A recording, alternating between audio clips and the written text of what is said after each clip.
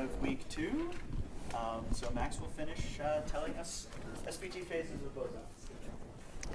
All right. Thanks for sticking around till the bitter end of week 2.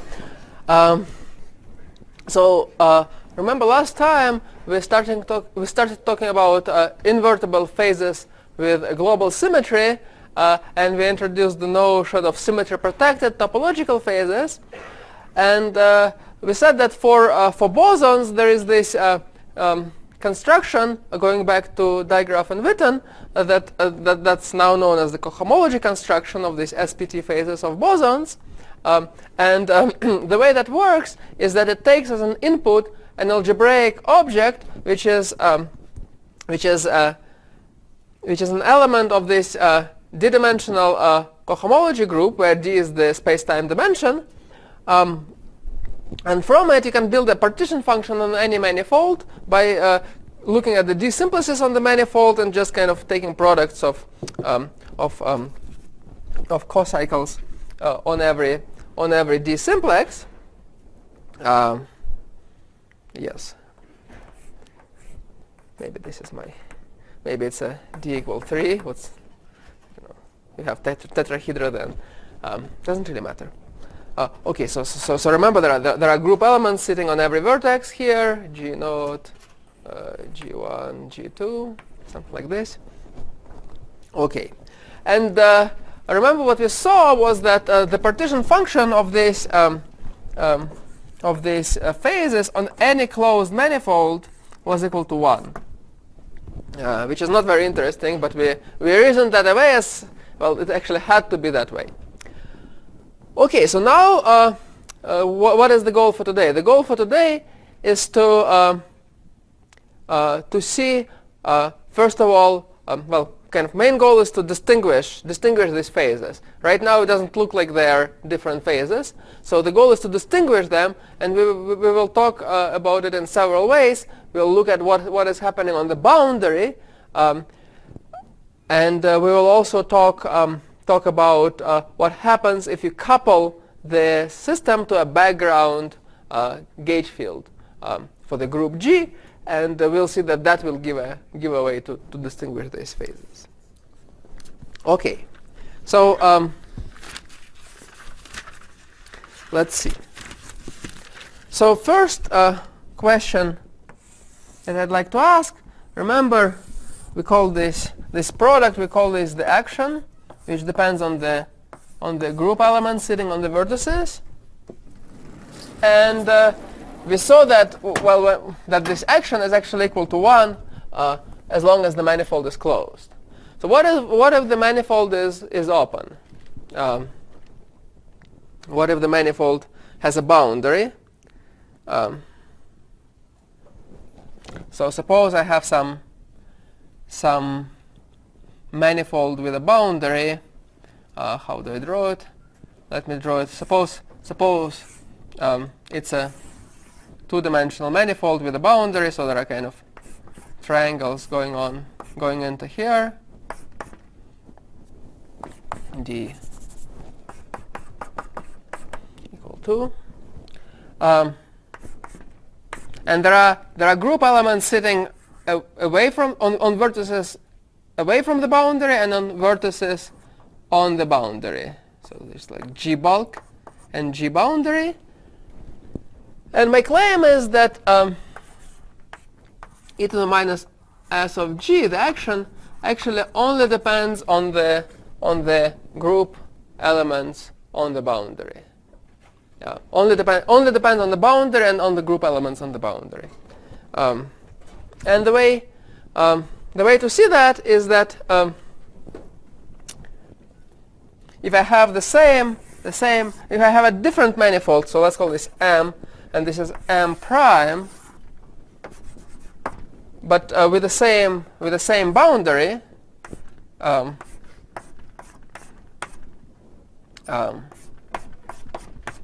with the same G boundary, but with a different G prime bulk. Well, in fact, the way the bulk is triangulated and the topology of the bulk would be completely different. My claim is that the actions are the same. Right, so here G prime boundary is equal to G boundary.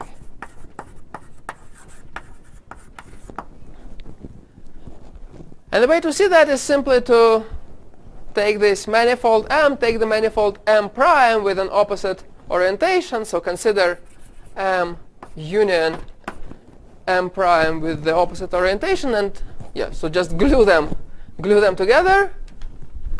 You'll get, so this will be M, this will be M prime bar, and because the boundaries are the same and the configurations of group elements on the boundary are the same, then this glues nicely, right? So we get a closed manifold, and we know that on a closed manifold the partition function or the action is equal to 1. So that means that, well, if you think about this orientation reversal, that takes the complex conjugate, so that means this is true. Okay, so when we have a boundary, the action just depends on what's happening on the boundary. That doesn't depend on what's happening in the bulk. So this will be very useful to us. So let's use this fact in order to calculate the wave function, the ground state wave function of the system. Ground state wave function. So ground state wave function will have to be on some manifold which is one low dimension, right? Just a spatial manifold. Let's suppose closed spatial manifold. All right. Remember Tom taught us that if you look at a cylinder,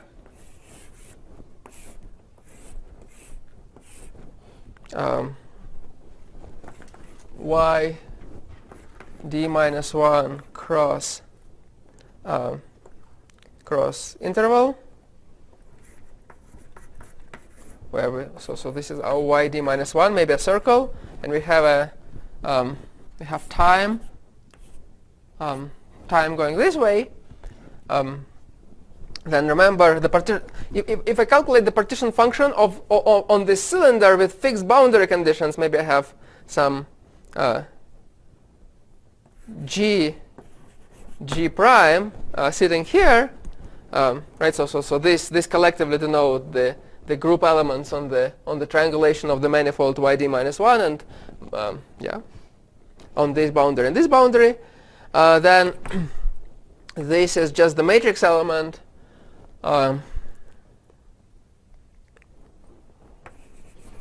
G prime. Maybe I should put e to the minus ht, where t is the length of this G.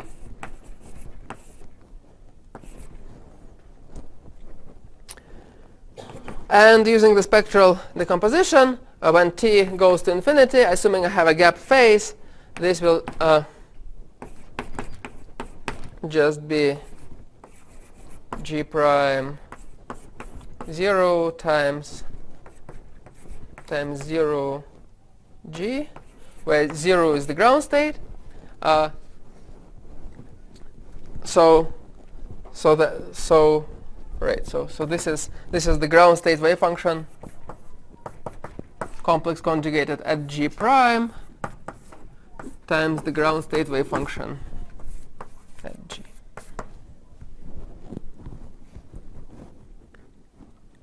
Did you drop the exponential? Yes. Thank you.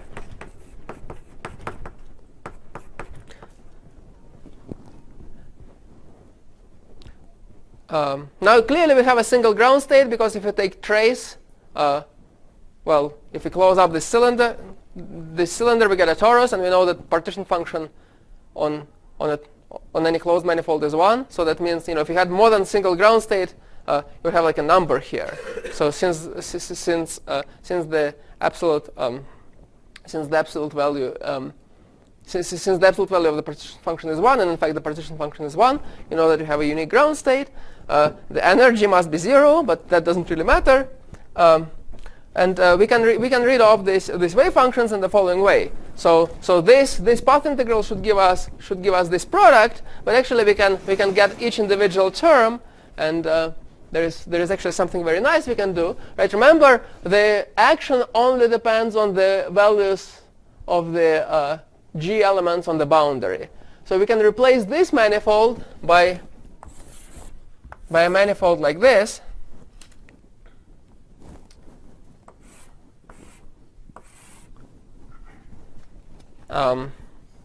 Right, so this, we have G here, G prime, sorry, and G. So that it would mean that this partition function, where this is kind of capped off, would evaluate psi 0 of G prime star, and this one would evaluate psi 0 of G, G here. And there are triangles going into the bulk, so that's okay. I'm not keeping track of the orientation, but if I kept track of the orientation, then I would figure out the stars and stuff. Okay, so that's nice. But actually, each one of these partition functions we can evaluate in a very simple way. We can just have one single vertex in the bulk. Right? We can suppose. Right? Remember, it doesn't matter what I have in the bulk, so might as well just have a single vertex there. So maybe if my boundary is this one-dimensional circle, then I simply have a single point G star in the bulk here, and I just triangulate like this with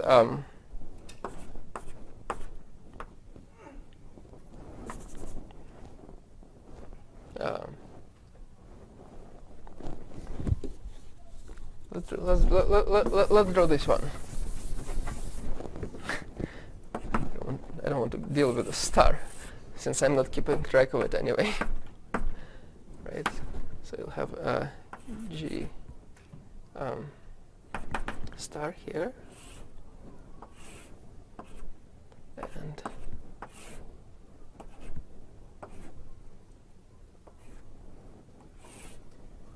etc. So I build this cap just in this way by connecting everything to a single point with an element G star sitting at that point. Okay, so that means that the wave function, let me write it out now,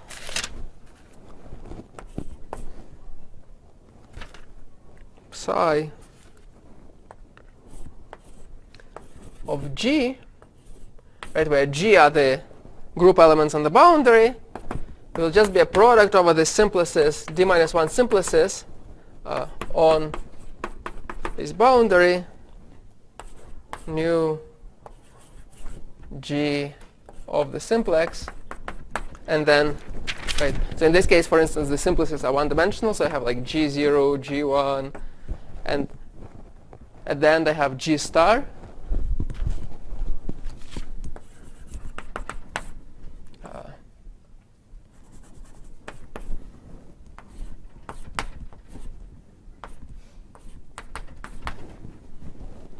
So I take product over the simplices in the d-1 dimensional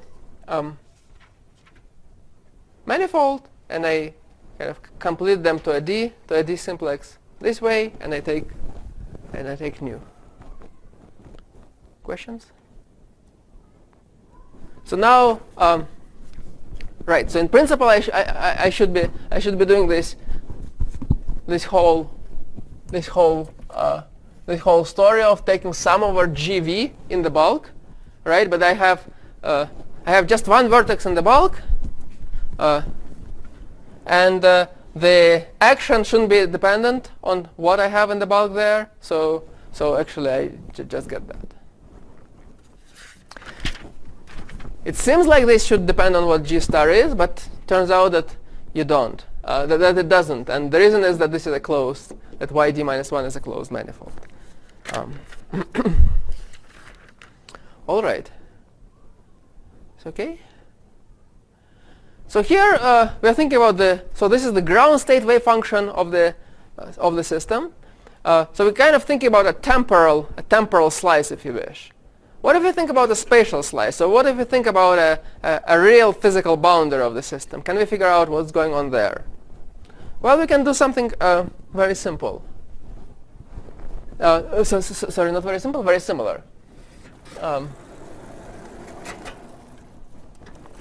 Spatial boundary. So spatial.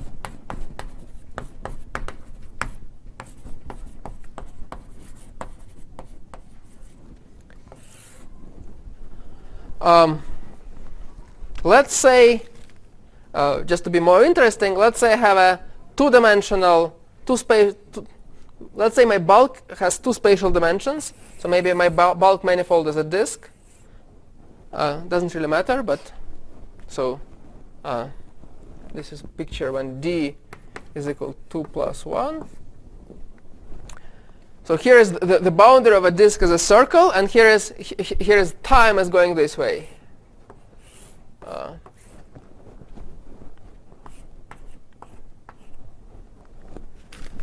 Okay, so we have our action for our system. So we can evaluate the partition function here, and well, there are some group elements G node G1, G2, G3 sitting on the boundary, right? And something like this. So let's do the following. Let's try to figure out, can we build an effective action, or more precisely an effective Hamiltonian for the boundary, right? So I can kind of think about it in the following way. So first of all, no matter how many points I have on the boundary here, remember I can just, to calculate the full partition function, I can just pick one point in the bulk. So let me put an element G star in the bulk here, and just connect everything over to that element G star. So that will produce my three simplices. I'll draw them. I'll try to draw them in a second. But what I'll be interested in is the following matrix element. Let me think about some G. Let me think of this as kind of like a single time slice from here up to here. And let me think about computing the matrix. Let's say that this is delta tau. And let me think about computing the matrix element of H delta tau between the values of G here on the boundary and the values of G here on the boundary. And G star I'll redraw in a second.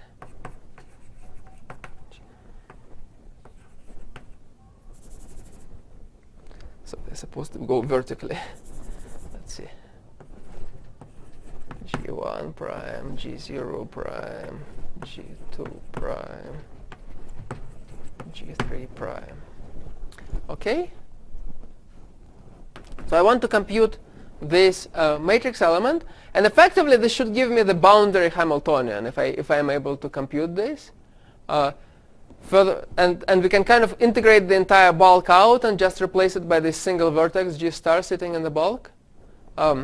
So, and then when I do this, I might need more intermediate vertices on the boundary. That will not matter for now. Let me just kind of draw it like this.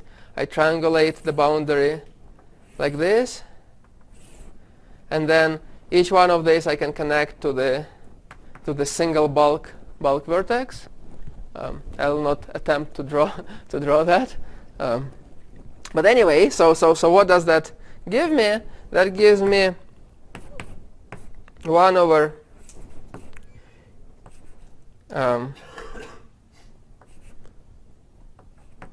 evaluating that partition function. So if I have some intermediate vertices here in the middle, then okay, I do 1 over g, and then I sum over whatever, if I need some additional points on the boundary, I sum over those points.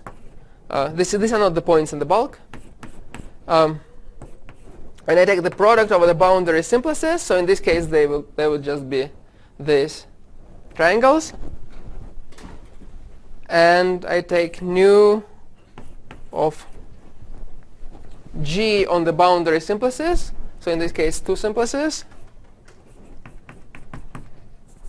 -1. And the last point is always the bulk point to which I connect everything to get my d simplices. And orientation. Okay? So this is what the matrix element looks like. Now you can ask, well, is this invariant under the G action? Is this symmetric? Right? I can look at compared to G naught, G prime. So this is really a collection of all the G's on the boundary. G naught, G prime, G naught, G. Okay, I get the same thing, except here I get G naught instead of G. Nu G naught, G delta D minus 1, G star X. Right, so I'm just thinking about acting with group element G naught on this matrix element, and I'm trying to check if my boundary Hamiltonian is symmetric or not. Well, it doesn't look symmetric, right? Because okay, so this is a homogeneous cocycle, so I can move this G naught onto here. I can replace this by nu G delta D minus 1 G naught inverse G star S. But there is this G naught inverse G star, which is different from G star in general. So each one of these nus is actually different. So so the matrix element doesn't look like it's invariant, and it's not. But what you can show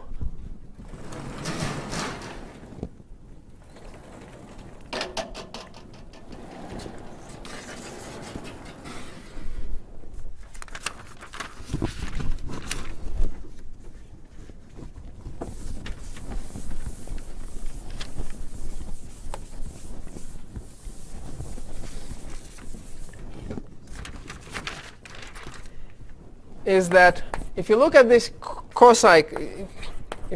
cocycles and you change the last element, just as we are doing here, then it's the same as the original expression up to a coboundary where this mu is a d minus 2-dimensional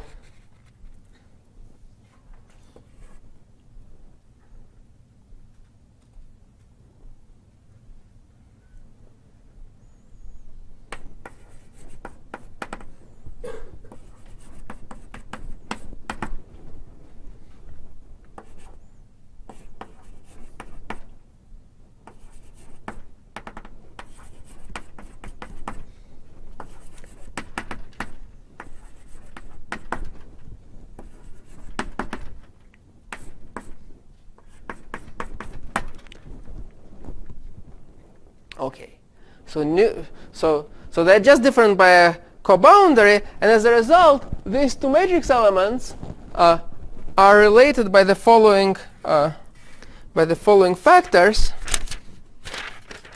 Let me write it. in the following way.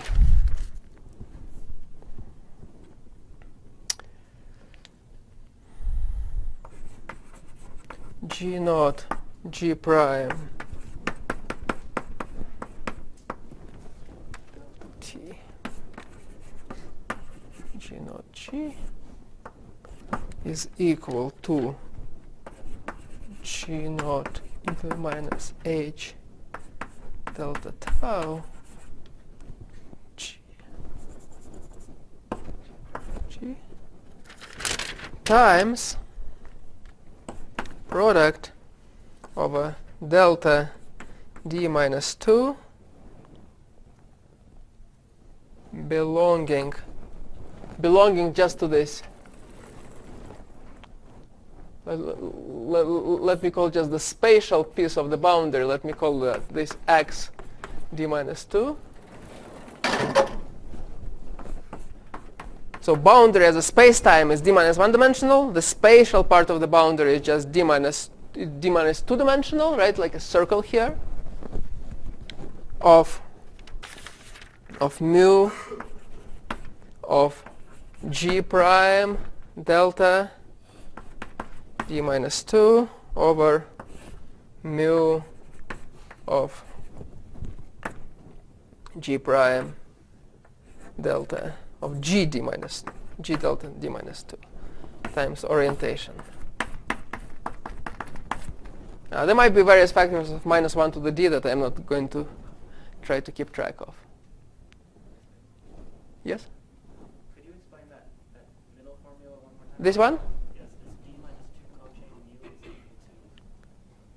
to d cochain? Right. So mu will depend on g star and on g naught, and it depends through this. Right. So mu is a d minus 2 cochain. It depends on d minus 2 group elements. So these are the d minus 2 group elements, and then this just come along for the right, and then this formula is true, because you can check it's true because nu is a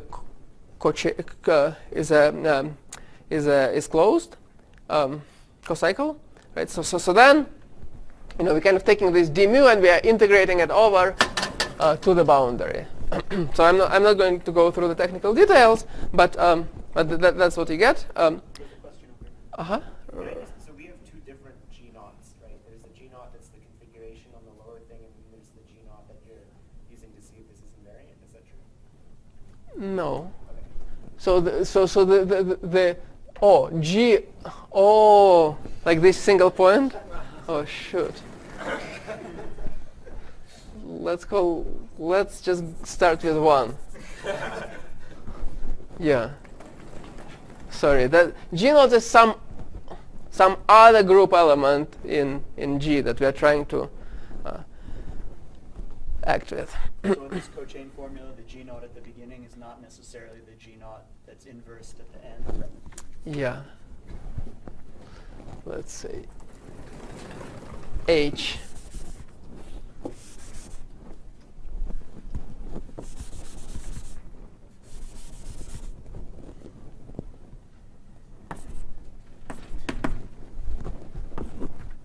my apologies.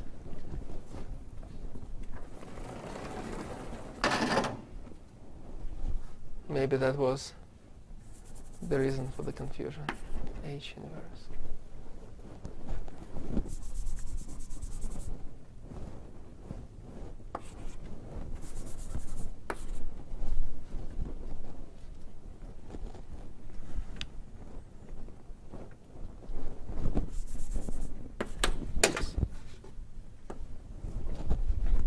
Okay, I think this is pretty good now. Okay, so you see that this acting with H gives us some factor that can be written as a product of something over the final state and something over the initial state. So that means that even though our boundary Hamiltonian H is not invariant, so this should be thought as an effective boundary Hamiltonian now, right? It just acts on the boundary degrees of freedom. It's not invariant under just shifting all the g's to h times g, but it is invariant if we multiply by this additional factor. So the following is going to be a symmetry.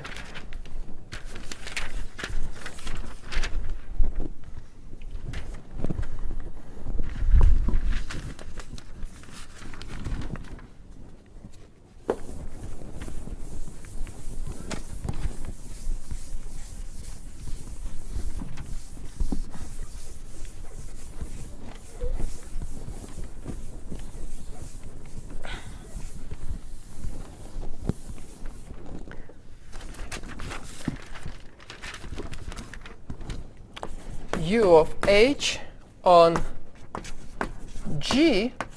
So everything here is on the boundary. So product over delta d minus 2 in x d minus 2 nu of G d minus 2 G star h inverse G star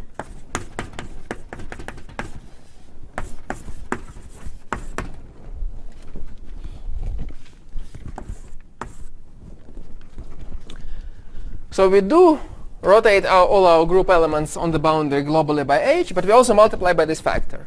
And by that formula, this u of h is going to commute with effective boundary Hamiltonian.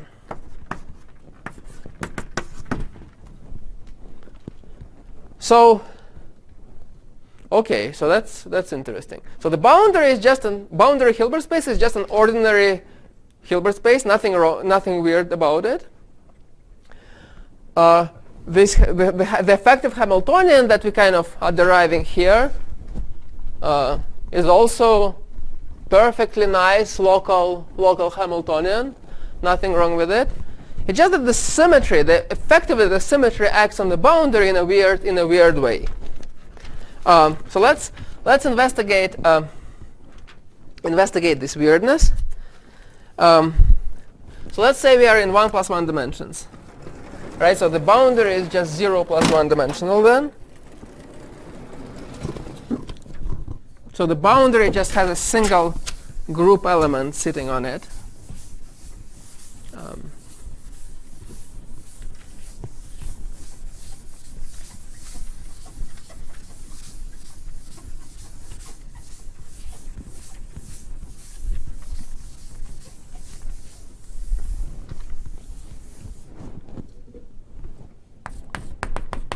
1 plus 1, right? So we have and here is our boundaries, our spatial boundaries. So we have just on each boundary point, we have just a single, the Hilbert space is just composed of the group elements.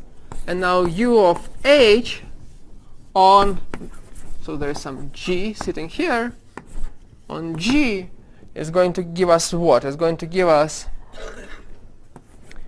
nu of, well, the simplex now has just a single point, g star, g inverse, h inverse g star,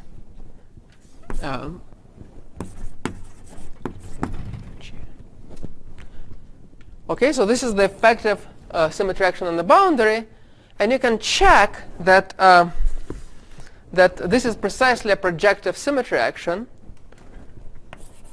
U of h, u of k is going to be equal to w k inverse h inverse u of hk, where w is the inhomogeneous cocycle. And this turns out to be the same as w of hk. Maybe with an inverse. Yes, with an inverse.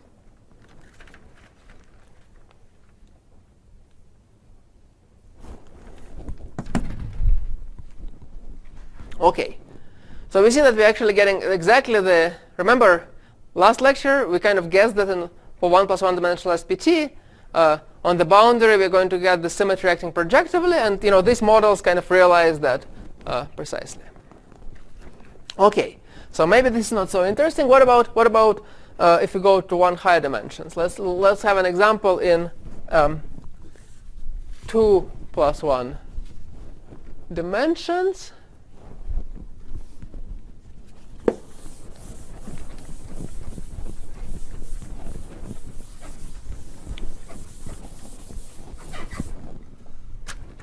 Okay, G equal 2 plus 1. And let me, so the boundary is just one spatial dimension. So let me be very, so first of all, okay, well, how does the symmetry action look like? It looks like this, U of H on G, right? So now my boundary, the spatially is just maybe a circle with G1, G2, G3, okay, going all the way. And this is going to be product. I just read off that top formula. The simplices are now one-dimensional, so now this is nu of Gi plus 1 G star H inverse G star Hg. Okay, so this is kind of interesting, right? So I'm first rotating all the group elements by H, but I'm also multiplying by this thing, and this thing is kind of a product over all the bonds, and the product depends on the G values on each of the bonds. So it's some weird thing. Well, let's just have a very explicit example of this. Let's pick the symmetry group to be Z2. Okay, so you can ask what are the cocycles for Z2 in 2 plus 1 dimensions. Turns out that this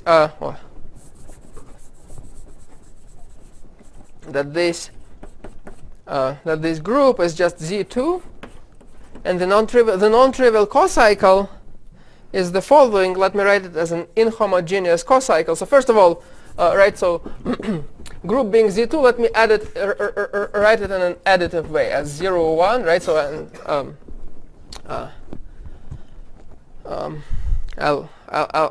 I'll think of the symmetry operation as addition, and the inhomogeneous cocycle, 3 cocycle, is this. Right? So it's trivial unless G, H, and K are all equal to 1. Okay. So let's just compute this this action, this group, this symmetry action in this case. So on each side, I have elements of the group sitting on the right. So so on each side, I have either 0 or 1. So it's like a spin 1/2 on each side. So I have a circle, spin 1/2 on each side of the circle.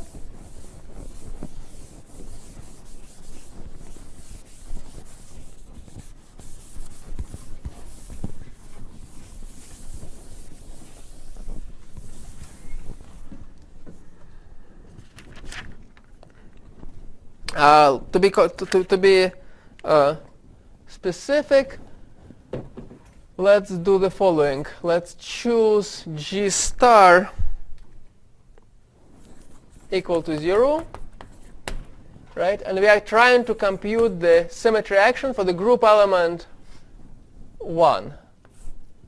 So remember, nu of G, H, K, L is related to omega in this way. Gi inverse H, H inverse K, K inverse L. Well, except now I should use the addition, right? So no longer using the multiplicative, right? So then using the expression for omega, this becomes product over I minus 1 of Gi plus Gi plus 1 times G star. Okay, so H is now 1, right? That's the non-trivial. This is H. This is the generator of the Z2. And then here I have, okay, times Gi plus 1 times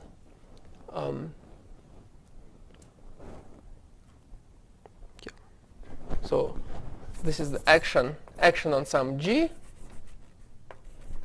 It's going to be this times 1. And then here just all g's get shifted by 1.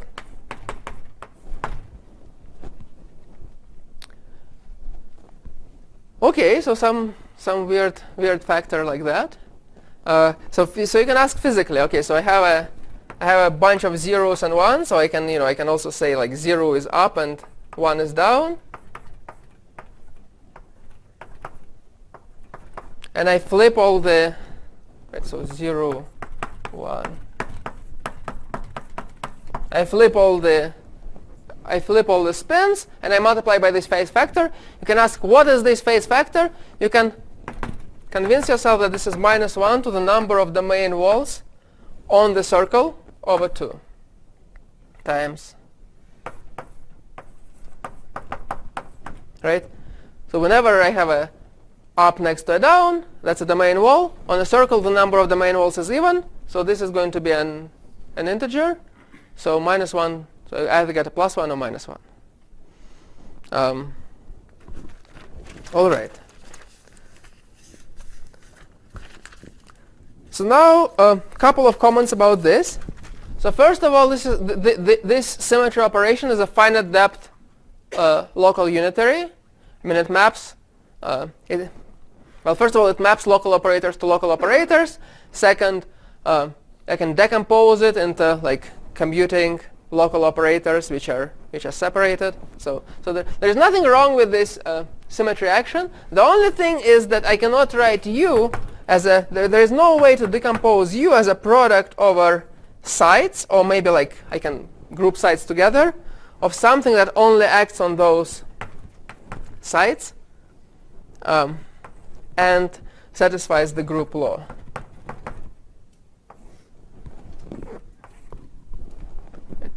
So U is not on site.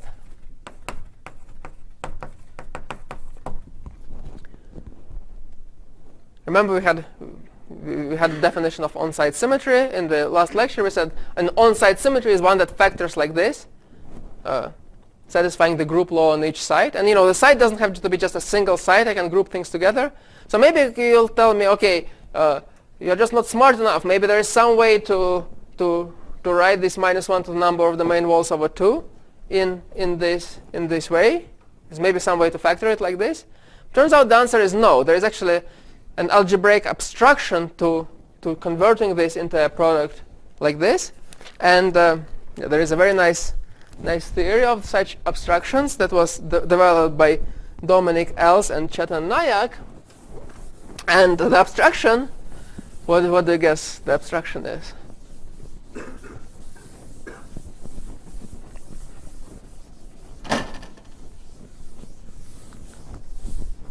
The abstraction is just this cocycle, this 3 cocycle.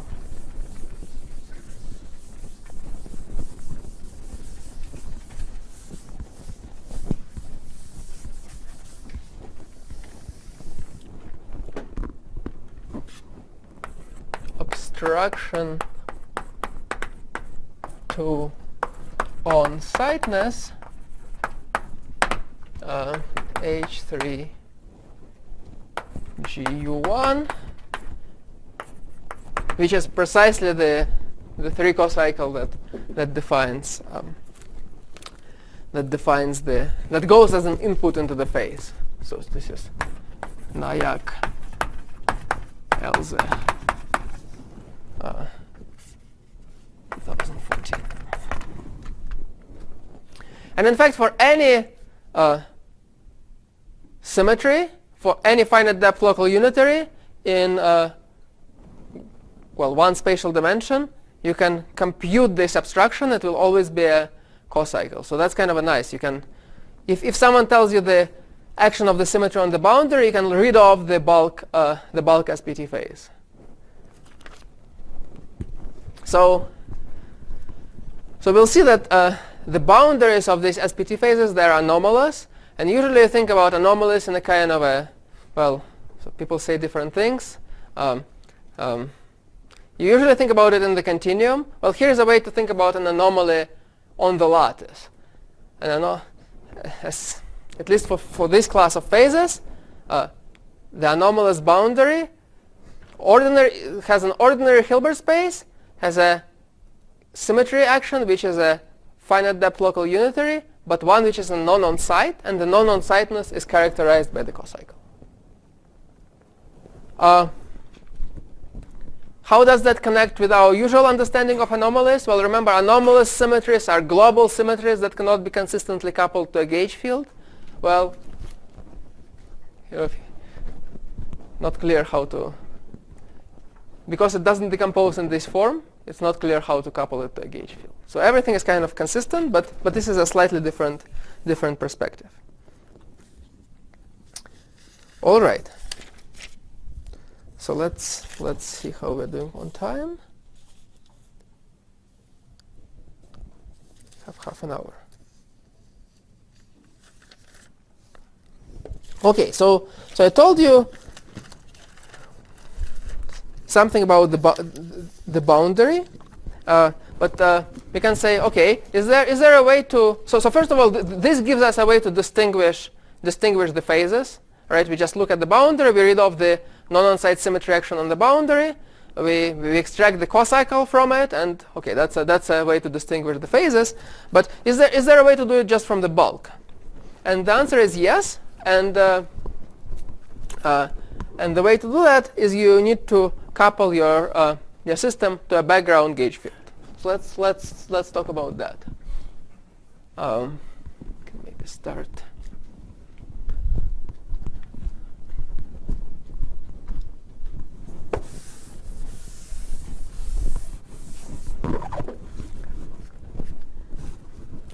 So let's very quickly review gauge fields on manifolds.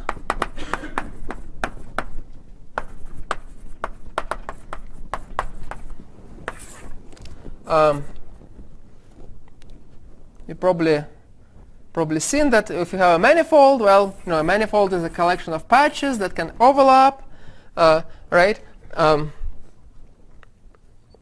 If we let's call them patch 1, 2, 3 here. Suppose our gauge group is G.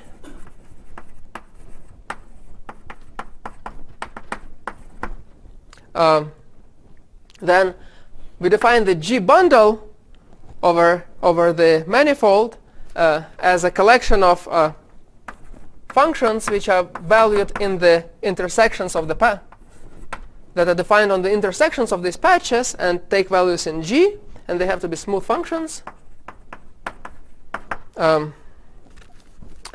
Well, if G is discrete, then because these intersections we can choose as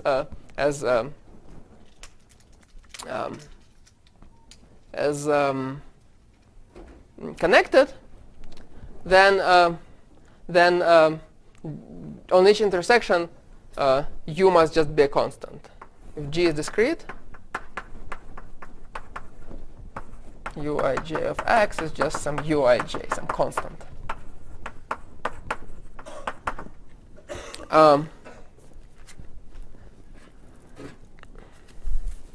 Okay, if we have some matter fields which are charged under G,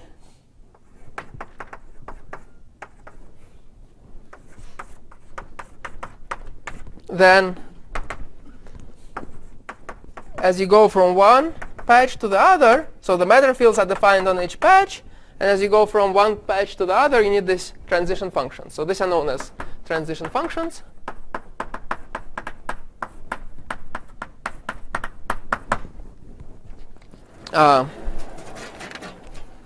Okay.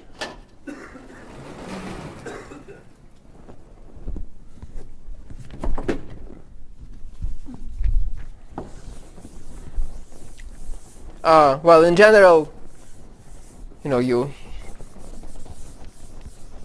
would use the appropriate representation for whatever representation of phi is, but let me not worry about that.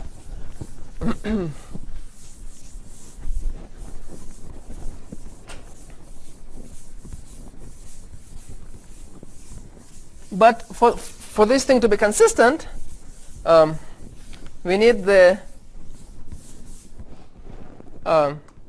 some consistency condition on the use on triple intersection of patches, right? Because I can, on this triple intersection, I can go like from 1 to 2 to 3 like this, or I can go from 1 to 3 directly. So that gives me a consistency condition.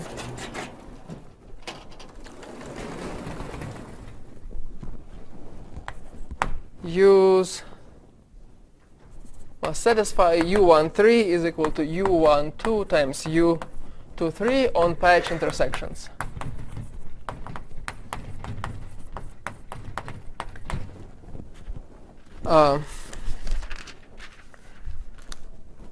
Okay. Of course, on each patch I can perform a gauge transformation. Gauge transforms on each patch.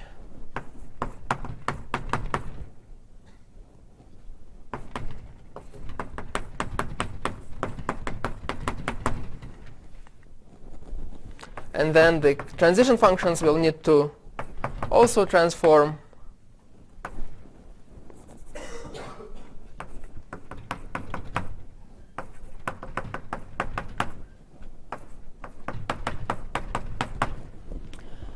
So these transition functions, you define the G bundle over our manifold.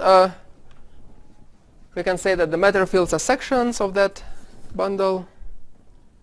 Okay, so transition functions modulo these transformations, of course.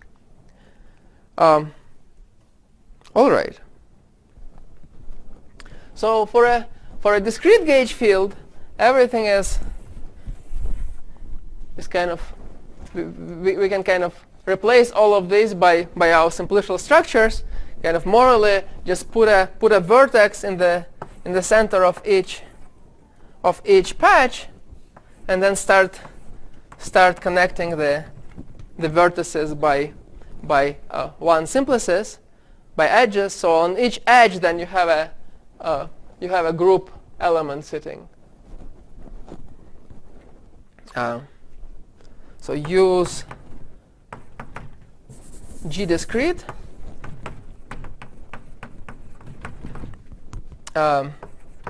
Use live on edges of our triangulation. Well, on edges of our triangulation.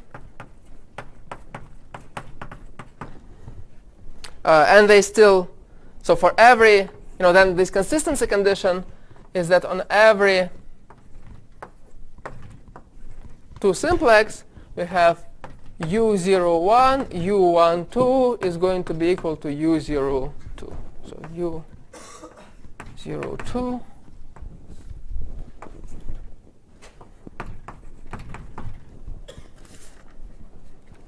okay. And well, the gauge transformations just take exactly the same form, except now no x dependence, and and this I and j are just site indices. Questions? Okay, so now we had our partition function of our model with a global symmetry G. Let's try to promote that global symmetry to a local symmetry. So let's couple it to a background G gauge field. So initially we had Z is 1. Well, let me not write that one factor. It's not very important. So sum over G, product over delta D in the manifold, new D, G naught G1 G D on each simplex, S of delta.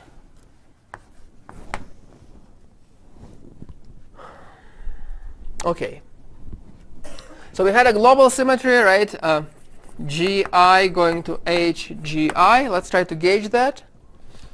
So now Gi is going to, so let's gauge.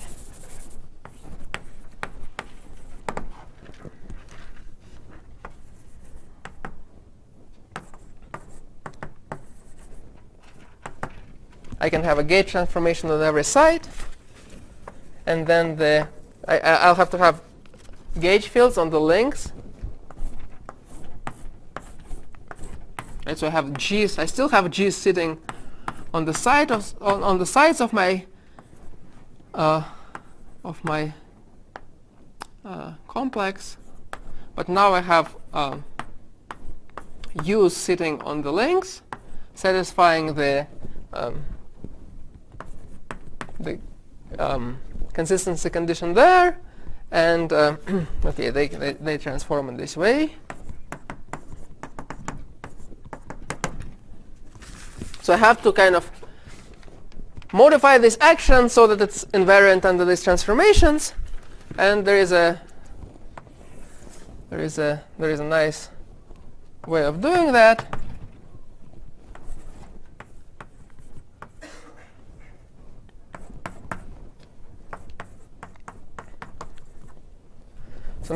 So here the Z just depended on the manifold.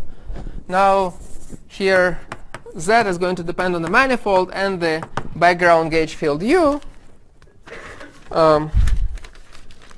And the way we modify things is that, well, we take our, let's look at one of the simplices.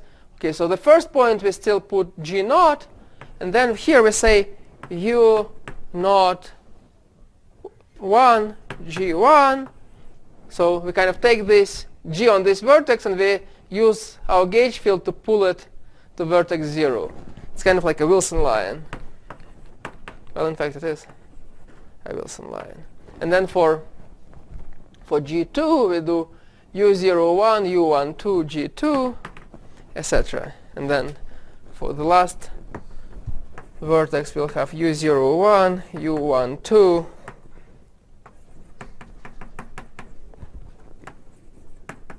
GD. I could have written U02 here using our consistency condition, but I'm writing it in this weird way.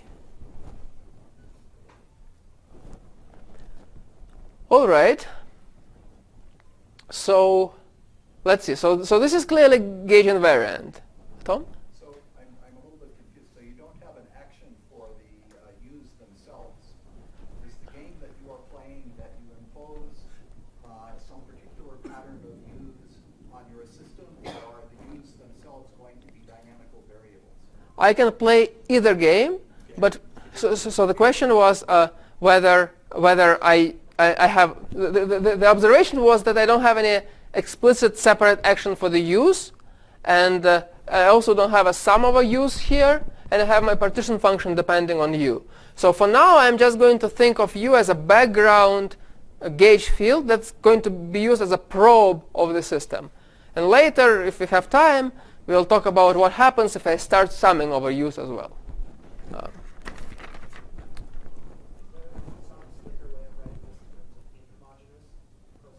Yes, that's the reason we wrote.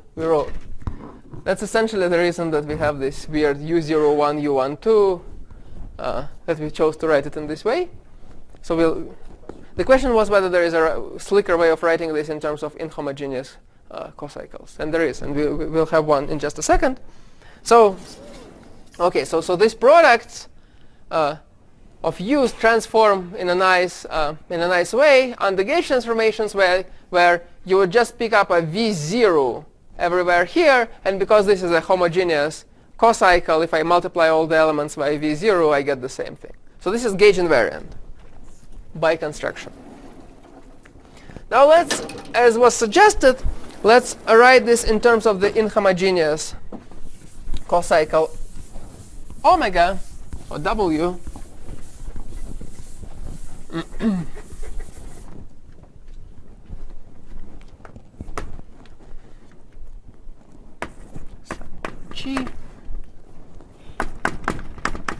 D. Okay. Omega D. So I need to do G naught inverse U01 G1, then G1 inverse U12 G2, and at the very end I'll have GD minus 1 inverse UD minus 1D GD. All right. So if I didn't have these G's around, what would this be? This would simply be the entries would just be the values of U on the ascending links of each triangulation, right? U01, U12, U23 if it's a tetrahedron, etc. And with the G's, what is it? Well, it's really just like I took my G's. It's just like I took my U's and I gauge transformed by G.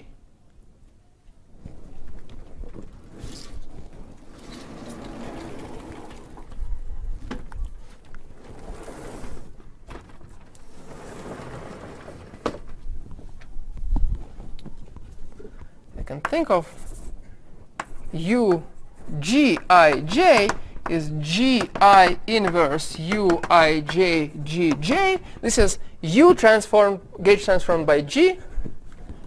So I can write this as sum over G, product of a delta D.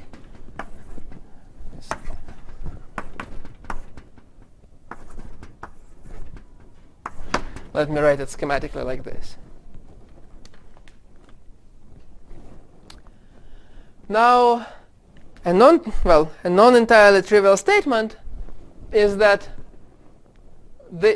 let's write down the following action. Let's write down e to the minus s of U is equal to product of a delta D omega D of U on that simplex to the s. My claim is that if my manifold M is closed, for M closed,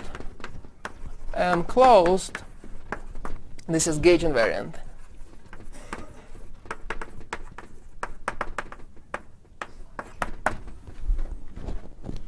That is, these expressions, these products, don't depend on G. So then it's trivial to take the sum over G's, and yeah.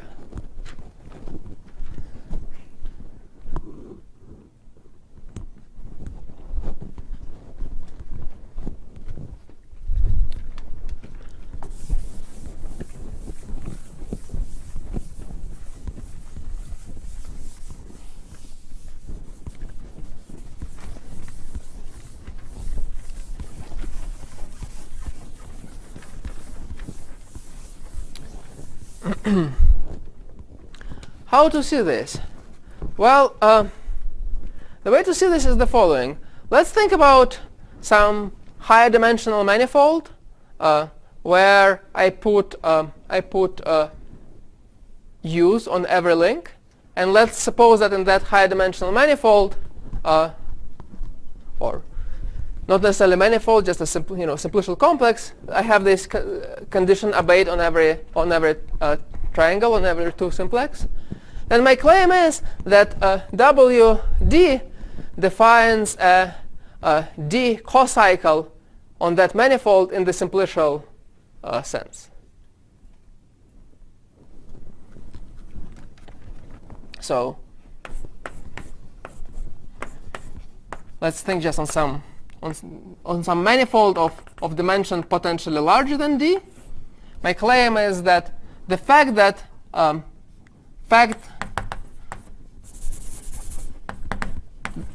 U is flat, which is this condition, so flat. Let's call this flat. And second, that WD is a group cocycle, implies that WD becomes a simplicial cocycle.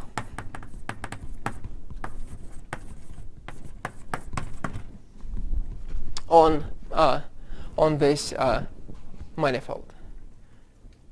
Right? So WD is something which is defined on every D simplex via this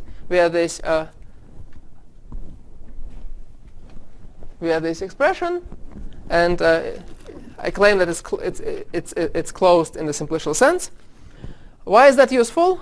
Well, suppose I have some U, and I make a gauge transformation, and suppose I just make a gauge transformation on a single vertex. Right, so suppose this is vertex V, and here I make a gauge transformation with some group element G on that vertex. You can convince yourself that you can kind of close this off in such a way that, well, first of all, that on the kind of top layer of this, you'll get UG, the gauge transformed U, and such that on this kind of simplices going up vertically, you can assign values of U such that everything is flat. And that means that if I integrate my omega over the bottom of this, where my U is not gauge transformed, it's the same as integrating omega over the top of this, where my U is gauge transformed. And because omega is closed as a simplicial cochain, those two integrals are the same, so that proves gauge invariance. There is all of this is described in very nice detail in a paper by WWW, Wang, Wen, and Witten, in some order. Okay. So let's see. So that's nice. So it means that this is not going to depend on G. So then it means that I don't have to do any sums. I just take my omega D over every simplex, and I take the product, and that's going to be my partition function. So my partition function, so this works on a closed manifold. So for M closed. So the partition function on a closed manifold is now again a pure phase, but this phase depends on the background gauge field U on the manifold, and it's not always 1. In fact, if the cocycle is non-trivial, then it's not going to be 1. Another observation that follows is that this partition function is now a Bordism invariant.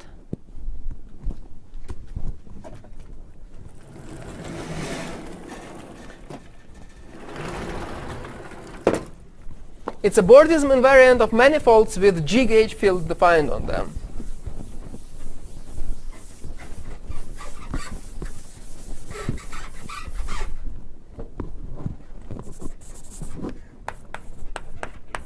Bordism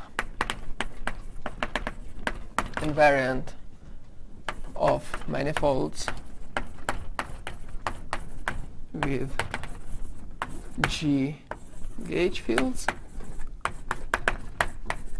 So suppose I have some manifold M1 with a G gauge field U1. Here is manifold 2 with G gauge field U2. Claim is if I can find a manifold of 1 higher dimension to interpolate between them, and I can find a gauge field U to interpolate between them, such that U is flat everywhere, then I'm in business, and Z of M1 U1 is going to be the same as Z of M2 U2. Proof? Well, simply follows from the fact that omega D is closed, right?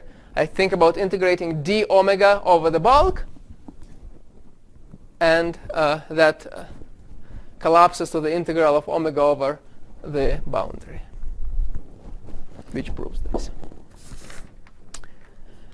Okay. Now, another comment Actually, you can think of this as a kind of one simple case of this. Another comment is that if I have a manifold with a boundary, then things are not so simple.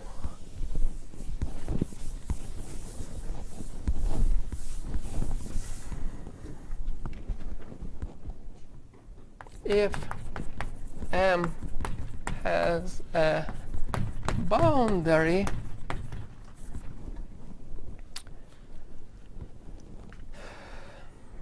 product of a delta in M of omega of U S is not gauge invariant.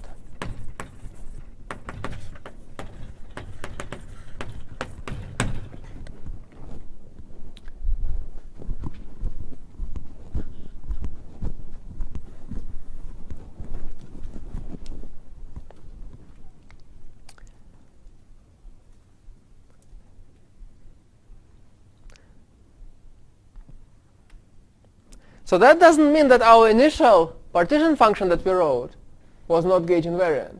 Our initial partition function with the g's in it is always gauge invariant. It's just that when I have a manifold with a boundary, this product is going to depend on the g's on the boundary. And so one really has to work hard to calculate the sum over the g's on the boundary in that case. So the boundary we'll see in general is kind of non-trivial. So just working with this kind of bulk contribution, that's not enough. How do we see explicitly? How do we argue that this is not going to be gauge invariant? Well, suppose this was gauge invariant even in the presence of a boundary. That would mean that on every d simplex, this omega d of u would be gauge invariant. But every on an open ball, right? Every G gauge field is pure gauge. So that means that would mean that this omega is always equal to 1 on every simplex, which is clearly not true. So it has to be non-gauge invariant on manifolds with a boundary. So in practice, Z of mu on a manifold with a boundary will have some kind of bulk contribution. So this is very schematic, but morally true. Times Z boundary of u, and by itself, this is not gauge invariant, this is not gauge invariant, but the product is gauge invariant. And this is the anomaly inflow argument. So this kind of tells you that you have to have something non-trivial on the boundary, otherwise there is no way to match this non-gauge invariance of the bulk.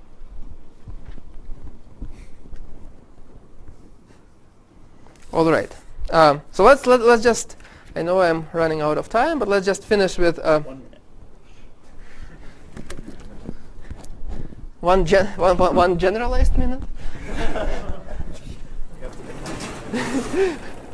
Okay, so let's just discuss the simplest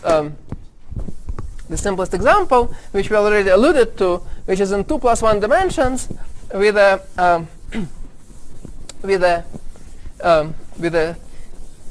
group G equal to Z2.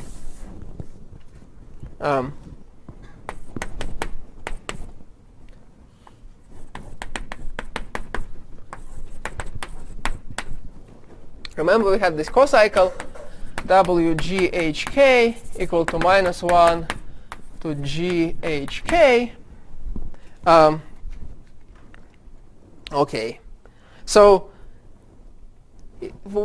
if I have a Z2 gauge field, what is that? Well, that's just a Z2 variable on every link of my triangulation. Let me call that Z2 variable A. A01, A12, A02, and I'm going to write things additively now. So this is the this is the flatness condition, which really means that d A of 0, 1, 2 is equal to 0. So A I can now think as a one cochain with Z2 elements, and this tells me that A is flat, is closed as a cochain, and gauge transformations are going to be just Aij going to Aij plus lambda I minus lambda j, where these are also in Z2, so this is just going to be A plus d lambda. So then my up to gauge transformations, my flat background gauge field A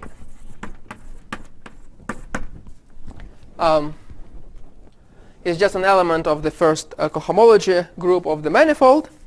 And well, what is this omega? Right, I'm integrating over my manifold over every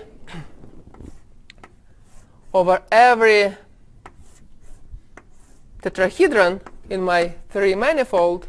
I'm doing -1 to A01 times A12 times A23, right? This is my cocycle. But this is just -1 to A cup A cup A, where we're using the cup operator from ordinary simplicial cohomology. If you haven't seen cups are more like wedges, but for discrete things. So then our partition function z, let's go here. Well, let's go here. Our partition function z is just an integral of A cubed of this A cup A over the entire manifold -1 to the power of that. So z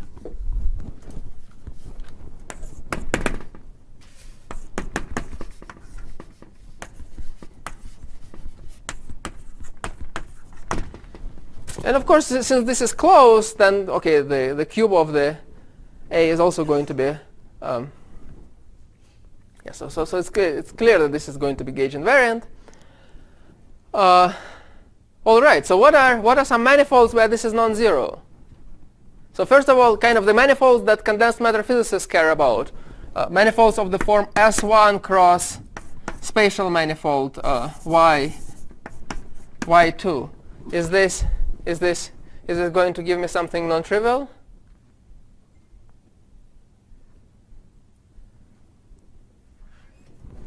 Right, I can kind of decompose my H1 into something that lives on S1, generator of H1 of S1, and something that lives on Y2. Let's call this, I don't know, beta, whatever beta is. Right, and I'll, the only kind of term that can potentially contribute is alpha cup beta squared. But problem is that integral of beta squared over any orientable manifold Y2 is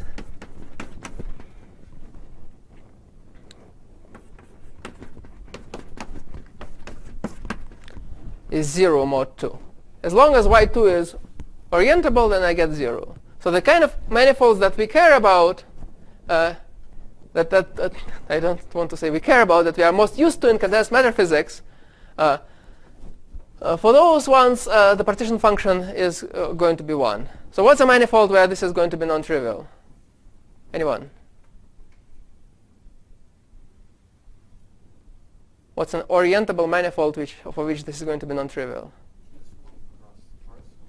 No, S1 cross torus is of this form. Sorry? RP3, right? The three-dimensional real projective plane. I need just like 30 seconds.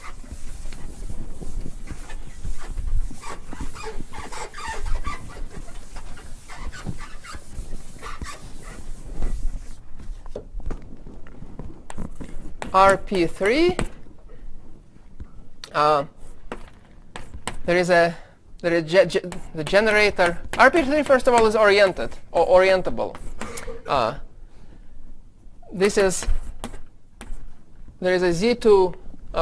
H1 is generated by Z2, which is just kind of gives non-trivial. Is non-trivial on the non-trivial cycle of this. This is S3 mod Z2 has one non-trivial cycle.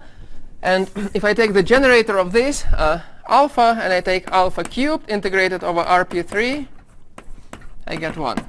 So the partition function on RP3 in the presence of this non-trivial background gauge field is -1.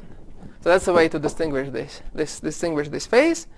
Now, to conclude, I very much recommend the paper by Levin and Gu from 2012 that discusses Hamiltonian realizations of this phase and discusses a field theory that lives on the edge of that can live on the edge of this phase and cancel the anomaly, and also describes a way to distinguish this phase in terms of the statistics of the flux defects. So let me stop here.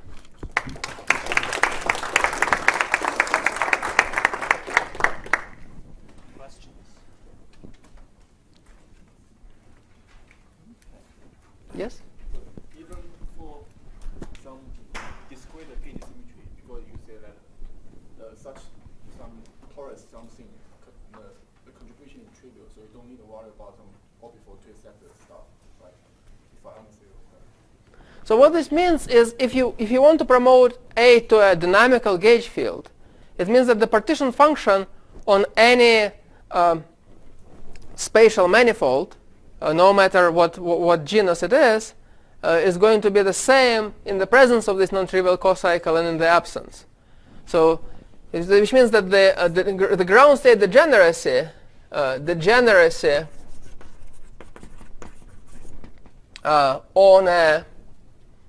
on any Riemann surface sigma is just going to be 2 to the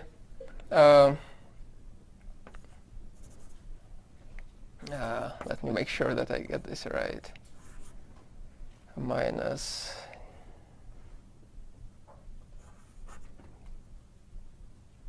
two to the G minus G plus. Okay, it's 4 on the it's 4 on the torus, and then every time you add a 2G minus 2. Thank you.